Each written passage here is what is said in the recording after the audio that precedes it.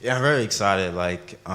It's been like a long process. Like this time last year, I was at World Juniors, so coming out here in my first open outdoor season is amazing, and I'm really excited to be out there running against the best in the world. Nobody expected a 17-year-old to arrive at the World Championships already holding a national record, but Gout Gout isn't like anyone else. Calm under pressure and fast beyond belief, the Australian sprint prodigy is stepping onto the global stage with serious momentum and something to prove.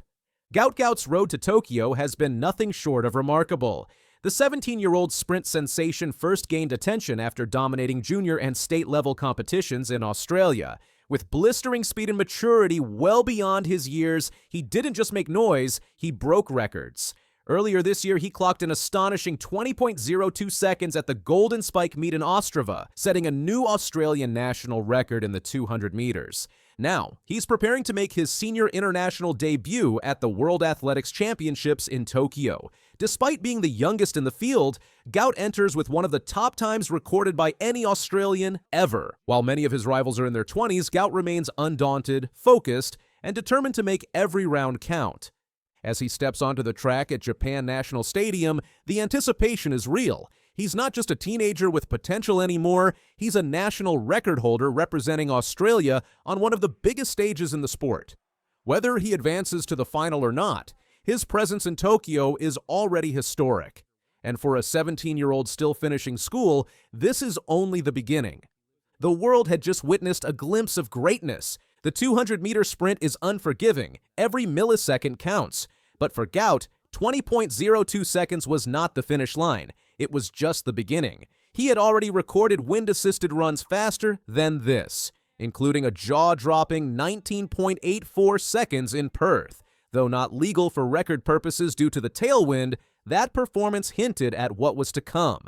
His goal: to become the first Australian in history to officially dip below the 20-second barrier. Being able to run under 20 seconds is a great achievement, he told the media. When you get under 20, you know you can achieve more. Running 19 means you're up there for sure. Ambitious? Definitely. But unrealistic? Not even close. At these championships, Gout Gout knows exactly who he's chasing. Names like Noah Lyles, Kenneth Bednarek, and Letsiel Tebogo dominate the sprinting world. Lyles, the reigning Olympic 100-meter champion and 200-meter bronze medalist, is a full decade older than Gout, but that age gap doesn't intimidate him. It inspires him. What makes Gout's debut so impressive is the context. Every finalist in the 200 meters at the Paris Olympics was at least 20 years old. 6 of them were 24 or older. Gout? He's still in high school preparing for exams while preparing to race the fastest men in the world. While many fans expected him to compete in the 100 meters too, Gout and his coaching team made a deliberate choice. They focused exclusively on the 200 meters, skipping the 100 meters at the national championships earlier this year. The reason? The 200 meter suits his strengths, especially his powerful finishing kick. The added distance gives him the time to hit top speed, where he truly shines. In his upcoming heat, Gout has avoided sprinting giants like Lyles, Bednarek, and Tebogo, who were drawn into other groups, but his race still features tough competition, including Zimbabwe's Makana Kaishe Charamba, 19.92 PB, and Jamaica's Brian Level, 19.69 PB, both of whom have broken 20 seconds this season. To reach the semifinals, he'll need to finish in the top 3 of his heat or be among the next 6 fastest overall. The pressure is real, but so is his potential. Usain Bolt knows what it takes to make the leap from junior phenom to world beater, and according to the Jamaican legend, the transition isn't always smooth, but Gout is proving to be the exception. At 17, Bolt ran 20.13 seconds. A year later, he dipped under 20 for the first time. Gout? He's already run 20.02. You do the math. There's something brewing here, a spark that could ignite into greatness. Gout has the numbers, the mindset, and now the stage. Let's put things in perspective. Had Gout run his current PB of 20.02 at the Paris Olympics, he would have finished equal 5th. That's just 0.56 seconds off the winner, Letsiel Tebogo, and 0.32 seconds behind Noah Lyles. Let that sink in. A 17-year-old schoolboy was just half a second away from Olympic gold pace. And he's still developing. He hasn't even peaked. It's been a long time since Australia had a sprint star of this caliber. Not since Kathy Freeman's glory days, has the nation been this invested in a track athlete? Gout is already drawing comparisons to Freeman, though he's the first to shrug off the pressure. "I'm not trying to put too much pressure on myself," he said, "just enough to go out there and run very fast." That level-headedness might be his most dangerous weapon. Off the track, there's more to Gout's story than times and medals. He was born in Ipswich, Queensland on December 29, 2007, the third of 7 children in a family of South Sudanese heritage. His parents, Bona and Monica, fled South Sudan via Egypt in 2006. Early in his life, he played competitive football, soccer, but shifted focus to sprinting around year 7 after a school carnival performance caught attention. His schooling at Ipswich Grammar has been central, simultaneously balancing being a top-tier athlete and a dedicated student. He's in year 12, preparing for his final exams even as he competes on the world's greatest stages. His coach, Di Shepherd, discovered him when he was about 12. She rapidly pulled him out of minimal training into serious sprint work. By age 14, Gout was already breaking national U16 records in both 100 meters, 10.57 seconds, and 200 meters, and winning sprint doubles in state meets. Also important, Gout has a legal 400-meter personal best, 46.20 seconds, showing his strength over longer sprints too. These broader skills help his speed endurance in the 200 meters, especially during rounds in championship meets. The semifinals are just around the corner, and while the level of competition will only intensify, Gout Gout is embracing the moment. Should he advance from his heat, he'll have a shot at competing in the semifinals on Thursday and potentially the final on Friday night. No Australian man has reached a 200-meter final at the World Championships or Olympics since Patrick Johnson back in 2005. For Gout, even progressing to the semifinals would be a historic milestone, especially at just 17 years old. But whether he makes the final or not, Gout has already made a major impact. He's not just fast for his age, he's already a national record holder. His 20.02-second run earlier this year in Ostrava isn't a hopeful sign of future greatness. It's proof he's already competing at an elite level. With a clear mindset, strong coaching, and a country rallying behind him, Gout Gout is shaping up to be Australia's most exciting sprint talent in decades. He's not chasing hype. He's building something real. He might not take home gold in Tokyo, but what he has on his side is even more powerful: momentum, vision, and years of potential ahead. At 17, Gout didn't just break a record, he's redefining what Australia can expect from its next generation of track stars. Menya moving away from him, Morizzi in the headband, a battle between these two, and Gout working so hard to get to him, and he gets there. Gout takes it by meters. This 17-year-old kid from Australia just became the fastest teenager on the planet, and now he's about to face the world's best sprinters for the first time. While most high school seniors are worried about prom and graduation, Gout Gout is skipping class to compete at the World Athletics Championships in Tokyo. Let's back up for a second. If you haven't heard of Gout Gout yet, you're about to. This kid isn't just fast, he's rewriting the record books while juggling homework and exams.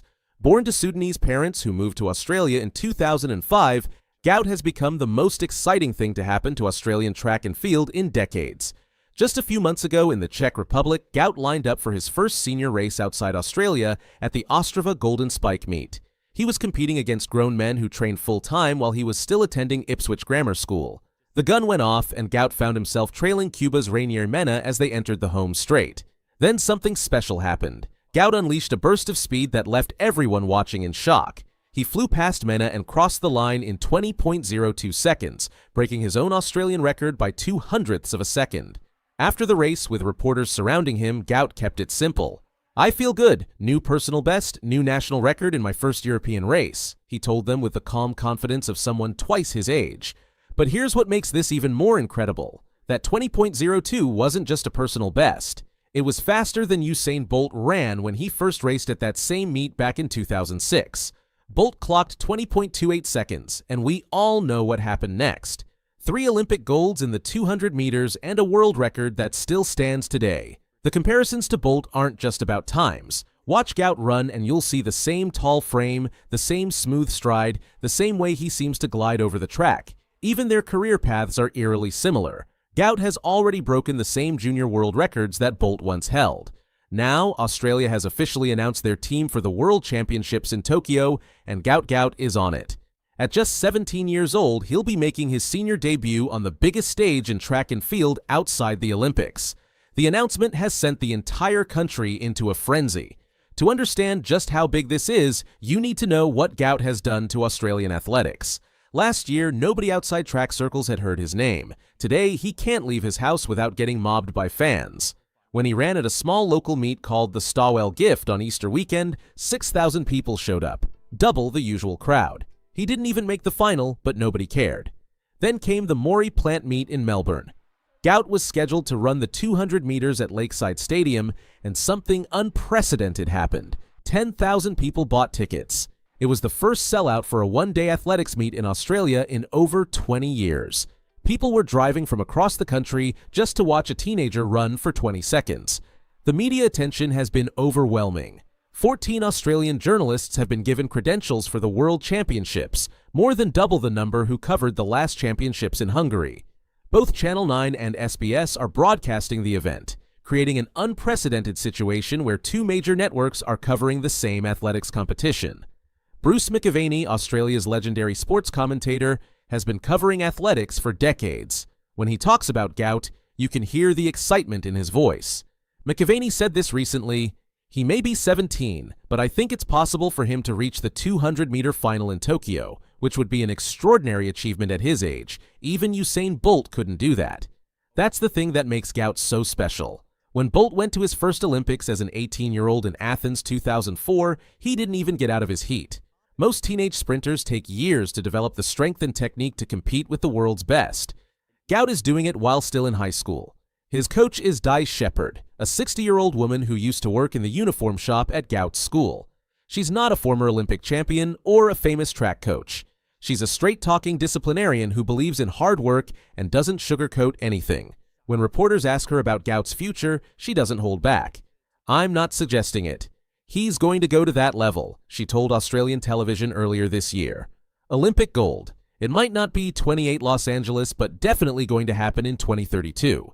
That's significant because 2032 is when the Olympics come to Brisbane, Australia's third largest city.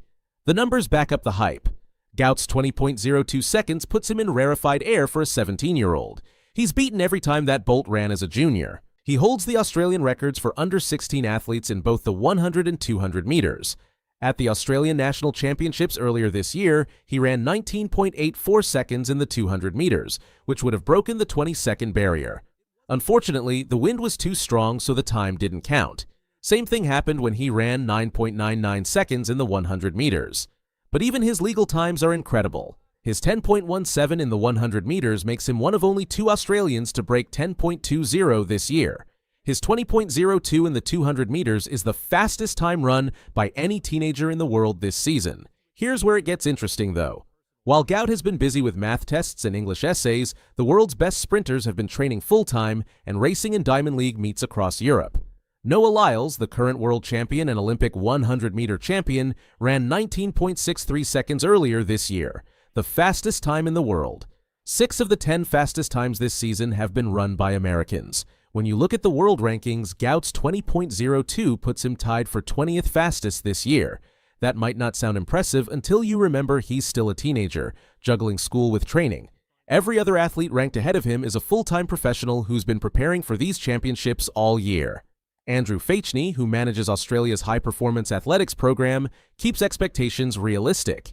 "To just get out of the heat would be a fantastic effort from Gout in that event," he said recently. He is only 17. When Usain Bolt went to the 2004 Olympics as a teenager, he didn't get out of his heat. To make a semifinal in a 200, which is one of the most competitive events in the world, very few 17-year-olds have ever done that. The pressure is building, though. Australian betting company Tab is offering odds of 21-1 for Gout to win the 200-meter final. Not make the final, win it. They're giving 4.5-1 odds for him to finish in the top 3. Those are incredibly optimistic odds for someone making his senior debut. Gout seems unfazed by all the attention. When reporters ask him about pressure, he keeps it simple. "I don't feel any pressure. Because as soon as I step out on that track, it's just me by myself and what I've got to do, my favorite thing, and that's to run," he said after his record-breaking race in Czech Republic. So I just go out there and run, and nothing stops me from doing that. Despite his instant fame, Gout's life remains surprisingly normal. He still lives at home with his 6 siblings, sharing a bedroom with his brother in the family house in Spring Hill on the outskirts of Brisbane. While he signed a $6 million deal with Adidas, he's still the same kid who has to ask permission to skip school for the biggest race of his life. The World Championships will feature Australia's largest ever team, 88 athletes. For the first time in history, all 5 of Australia's relay teams have qualified. The team includes 6 Olympic medalists from last year's Paris Games, led by high jumper Nicola Ollislagers, who just set a world-leading mark of 2.04 meters. Botswana had never even had a semi-finalist before Paris 2024 and now got their champion. Letsail Tebogo, the quiet 22-year-old who shocked the world by beating Lyles at the Paris Olympics, has fired back with words that have everyone talking about their upcoming clash at the World Championships. Let's start with how different these two athletes really are. If you watched the warm-up before the Paris Olympic 200-meter final, you saw everything you need to know about their personalities. Noah Lyles was bouncing around the track, feeding off the crowd's energy like a live wire. Meanwhile, Tebogo stood there rubbing his arms as if cold air had entered the stadium, completely focused and ice cold. Track fans have started calling them Fire and Ice, and it fits perfectly. Lyles is the showman who loves the spotlight and isn't afraid to let everyone know how good he is. Tebogo is the opposite. He lets his legs do the talking and rarely says much to the media. But this quiet approach doesn't mean Tebogo lacks confidence. After Paris, when asked about his rivalry with Lyles, he said something that caught everyone's attention. He mentioned he couldn't see himself as an arrogant or loud person like Noah. That comment was subtle but sharp, and it set the tone for everything that followed. Tebogo's rise to the top is one of the most inspiring stories in athletics. He grew up in a small village called Kanye, about 50 miles from Botswana's capital. His family couldn't afford proper running equipment, so he trained barefoot for years. He only got his first pair of spikes after breaking his country's 100-meter record. The kid who once trained without shoes became Botswana's first Olympic gold medalist and the first African to win the Olympic 200 meters. But his journey to Paris wasn't easy. Just months before the Olympics, Tebogo lost his mother after a brief illness. He admits he stayed home for 3 weeks, sleeping and having no motivation to train. When his teammates finally convinced him to return to the track, he had to ask himself a difficult question. Would his mother be happy if he quit the sport? That moment became his turning point, and he channeled his grief into Olympic glory.